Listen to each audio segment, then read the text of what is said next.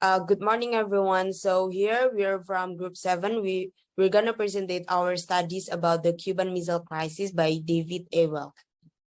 Next slide, please. In our group, there are 5 members. There are Andi Natasha Putri Nabila, Muhammad Renard Rakananda, Ramatika Hoirunisa, Logisa Sukmana, and Jana Ditris.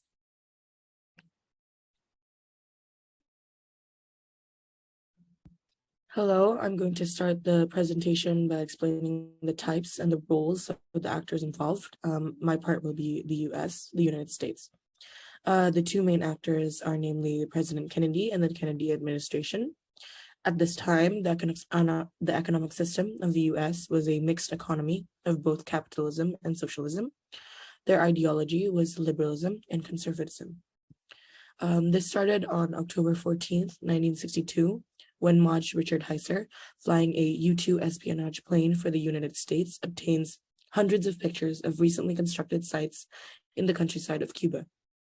Heiser feared that he would be remembered as the one who started the conflict, as he described in an Associated Press interview years later. According to a 2013 article by Peter Kombu, a senior analyst and Cuba expert at the National Security Archive in Washington, the Soviets are constructing sites to launch missiles capable of striking targets nearly across the United States based on the launchers, missiles, and transport trucks, as seen by CIA analysis on October 15th. On October 16, President John F. Kennedy met with the XCOM team of advisors to plan a response to the missile threat. JFK is given 3 choices by Secretary of Defense Robert McNamara: diplomacy with Cuban leader Fidel Castro and Soviet leader Nikita Khrushchev, a naval embargo of Cuba, or an airstrike to destroy the missile sites, which could result in the death of thousands of Soviet personnel and spark a Soviet counterattack on a target like Berlin. On October 22, JFK shockingly revealed unmistakable evidence of the missile danger in a dramatic 18-minute televised speech. He also declared that the United States will stop ships carrying weapons from reaching Cuba, while demanding that the Soviets remove their missiles. Meanwhile, Foy Kohler, the American ambassador to the Soviet Union, hands Khrushchev a letter written by JFK.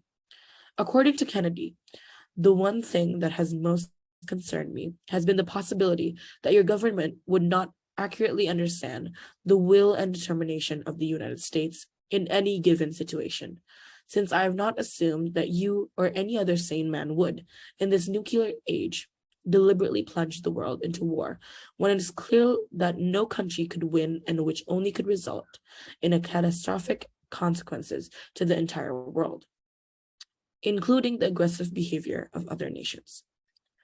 Next slide, please. JFK writes to Khrushchev on October 23 to request that the Soviets withdraw their missiles, but Khrushchev replies that they are designed only for defense purposes. Kennedy responds to Khrushchev's letter by sternly reminding him that he precipitated the issue by covertly deploying missiles to Cuba. U.S. ships have already positioned themselves in the waters near Cuba, while Ambassador Adlai Stevenson of the United States speaks to the UN Security Council about the situation. Additionally, Soviet submarines posed as if they were going to try to breach a blockade as they moved menacingly into the Caribbean. However, Soviet fighters bound for Cuba with military supplies halt abruptly. On October 24, Khrushchev accused Kennedy in a furious letter for endangering the Soviet Union. He writes, "You are no longer appealing to reason, but instead aim to terrify us." On October 25, the oil tanker Bucharest is immediately bound for Cuba as the Soviet armed fighters turn around and go back towards Europe. It may have started a conflict as 2 American destroyers, the USS Essex and the USS Gearing, prepare to intercept it. Kennedy chooses to release Bucharest from quarantine because it is not transporting any illegal substances. A day later, on October 26, Castro sent Khrushchev a letter pleading with him to launch the first nuclear strike against the United States, but the Soviet leader ignored it. Instead, Khrushchev writes a letter to President Kennedy, pleading with him to work together to defuse the situation and prevent dooming the world to the calamity of thermonuclear war. This letter was a significant moment in the crisis, says Katie Blackard Blanket, a fellow at the Wilson Center, a nonpartisan policy forum in Washington, D.C. This involved political risks on both sides. For Khrushchev to make this emotional appeal to the US president, risking the appearance of weakness, and for Kennedy to accept the Soviet premier's sentiment as genuine, risking the appearance of naivete. On the same day, Khrushchev sends another letter to Kennedy in which he demands that the United States withdraw missiles from Turkey as part of the deal. JFK responds by offering to promise not to attack Cuba after the Russians withdraw. American U-2 pilot Maj Rudolph Anderson gets shot down over Cuba on October 27 and dies as a result. The threat of war is real. They fired the first shot, says Assistant Secretary of Defense Paul Nitz. And President John F. Kennedy adds, "We are now in an altogether new ball game." JFK, however, comes to the accurate conclusion that Anderson's plane was not shot down on Khrushchev's orders. Both leaders recognize the situation is dangerously out of control after the incident. In a meeting with the Soviet envoy that evening, JFK's brother, Attorney General Robert Kennedy, reveals that the United States had already planned to remove its missiles from Turkey, but was unable to openly announce this. According to Sarah Bankert, this marked the moment when both countries pulled back from the verge of war. Finally, on 28th of October, Khrushchev gives in and informs Kennedy in an open letter that the Soviet missiles will be decommissioned and evacuated from Cuba. According to the Kennedy White House, the president's firm position against Soviet aggression was what led to the pullout. Rather, as Kalmboo notes, the president's commitment to negotiate and find common ground in a hazardous nuclear world owed to the settlement of this crisis. Moving on. Thank you. I would like to tell you a little bit about the role of the Soviet Union and Cuba. The Soviet Union was a partner of Cuba, and their commanders were Nikita Khrushchev and Fidel Castro. After the Second World War, the Soviet Union emerged as a world power alongside the USA, but the Soviet Union had a very different economic system and ideology than the United States.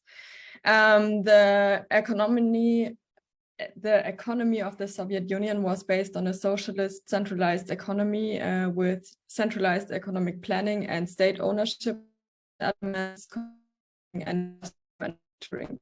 And their ideology was Marxism-Leninism, and they were communistic and socialistic. In 1957, the Soviet Union presents the first operational intercontinental ballistic missile to the world, putting the West on alert. And however, these missiles still had long warning times, which made a surprise attack impossible. So therefore, the missiles had to be stationed closer to their target. In January 1959, in Cuba, guerrillas under Fidel Castro overthrew the Cuban dictator Fulgencio Batista, and Castro then formed a revolutionary government with the communists. They wanted to get partner of the United States, but they refused all relations with Cuba because of their communism. And moreover, they imposed a trade embargo on Cuban goods. And 1961, in April, there was the Bay of Pigs. John F. Kennedy, the president of the United States, approved a plan to invade Cuba and overthrew the communism. But Cuba defeated the United States, and they started, after the Bay of Pigs, started Cuba to look for a closer relationship with the Soviet Union, who could offer the country protection. And soon the Soviet Union established diplomatic relations with Cuba, and both countries formed an alliance. So Cuba received economic and military support from the Soviet Union. Then, starting in 1962, the Soviet Union secretly began stationing military in Cuba, including launching pads for medium-range missiles with a range of up to 4,500 kilometers. The goal was military threat potential to the West.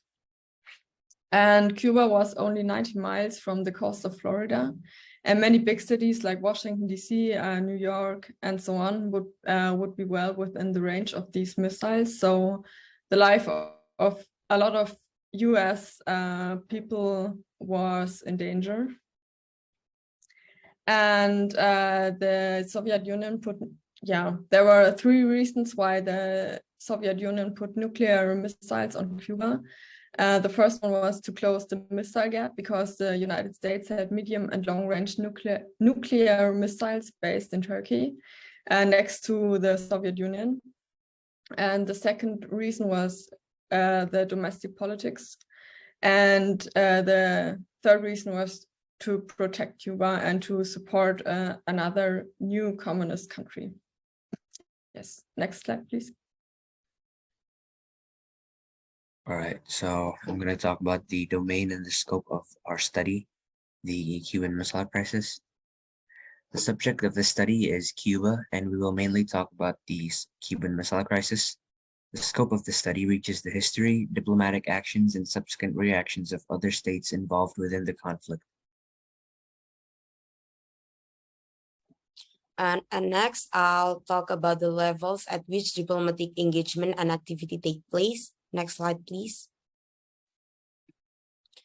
So here's the table of US-Cuba sports diplomacy activities. On March 23, 2016, America carried out baseball diplomacy in Havana, Cuba, precisely at Latino America Stadium, and the activity was in the form of a friendly match between the US team and the MLB against the Cuban national team. And this activity was attended directly by two presidents. There are Obama and Raul Castro. At that time, Obama was on a historical trip to Cuba for the first time after the diplomatic activities. Diplomatic relations between the two countries had frozen, and he took the time to attend public diplomacy activities in the baseball match between the US and Cuba. And on 26 June 2016, this time, American public diplomacy was held with activities in the sport of basketball, namely the US sent directly from its government legendary athletes from the NBA who represent America to hold training activities or coaching clinics in Cuba. The legendary athlete named Shaquille O'Neal, or commonly we call it as Shaq. He was sent directly by the government to bring the sports envoy program to Cuba and hold a coaching clinic for young basketball players in Cuba. And this activity is carried out in two places or two fields, indoor and also outdoor fields. And last one, on 7 October 2016, this time US public diplomacy was held again in the form of a friendly match, namely in the sport of football, where the national team from the US is against the national team from Cuba, held at Pedro Marrero Stadium in Havana and watched by thousands of Cuban football fans. Next slide, please. So I would like to tell about the model type and the technique of diplomacy. Next slide, please. First, rebuilding relationship. It can built through formal or informal channel. Second, conducting informal exchange. Third, low-level signaling. Either by conducting informal relation in secret, positive statement made by the government or official, and reopening diplomat relation on a limited basis. Fourth, policy revision, making the concession related to normalization effort. Next slide, please.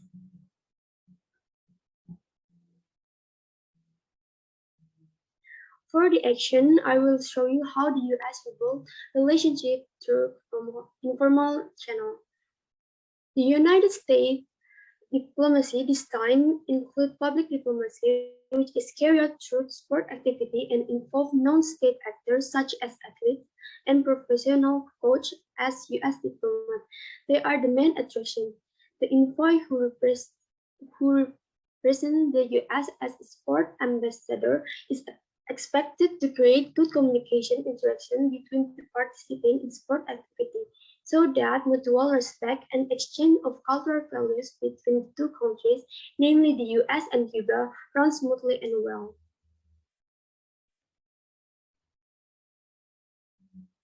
And here's a reference for our studies about the Cuban Missile Crisis. And next slide, please.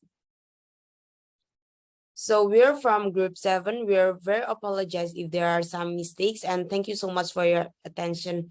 Goodbye.